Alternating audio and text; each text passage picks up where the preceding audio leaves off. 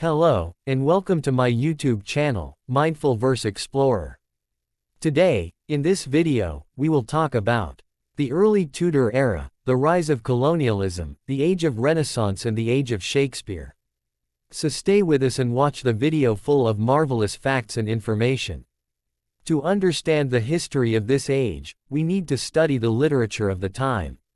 As David Dauchets says, one must not dwell too much on the intellectual tradition to understand literature, but the literature should tell its own story. It was the beginning of the Renaissance movement in England that started in Italy around 1354 after the defeat of Constantinople. During this time, a new interest arose in the cultural monuments of Greece and Rome.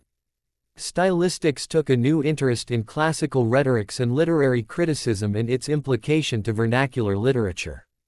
The ethical group concerned with the highest ideals of Greek and Roman thought that were modified through Christian teachings.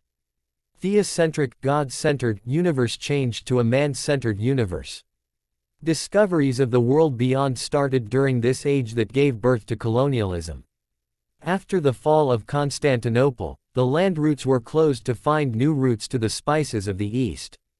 Discoverers started searching for new routes through water.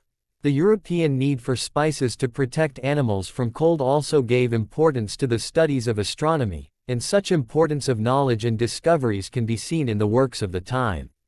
As Spenser, in the second book of Faerie Queene, says, "But let that man with better sense advice, that the world last part to us is read, and daily how through hardly enterprise, many great regions are discovered."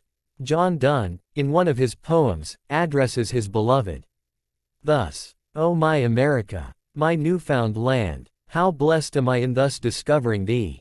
In his other poem, he says about astrology, "And new philosophy calls all in doubt. The element of fire is quite put out. The sun is last in the earth and no man's wit can well direct him where to look for it." The same passion of colonialism can be seen in the works of Marlowe and Shakespeare. In Marlowe's Dr. Faustus, Faustus says about India, "Shall I make spirit fetch me what I please? Resolves me of all ambiguities. Perform what desperate enterprise I will. I have them fly to India for gold. Ransack the ocean for oriented pearls. And search all corners of the newfound world." In the play Tempest by Shakespeare, we have a complete picture of the newfound world and the willing occupation of the foreign lands and properties.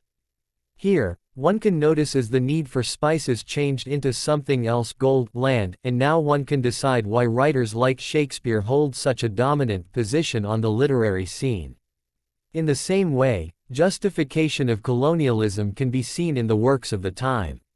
For example, in the same play The Tempest by Shakespeare, we have the character of Caliban, who is more a beast than a human being, having no culture and language and a lurking threat over Miranda's head. In his other play, Othello, we have the character of Othello, who strangled his own wife because he is a Moor. In the same way, we have the character of Shylock in The Merchant of Venice, who is a brute. In Antony and Cleopatra, we have the sensuous character of Cleopatra, because they are people from the world beyond Europe, and they need European masters to teach them civilization. Moreover, astrology flourished, and the notion that the sun revolves around the earth put forward by the Greek astronomer Aristarchus of Samos in the 3rd century was challenged, first by Copernicus and later on by Galileo.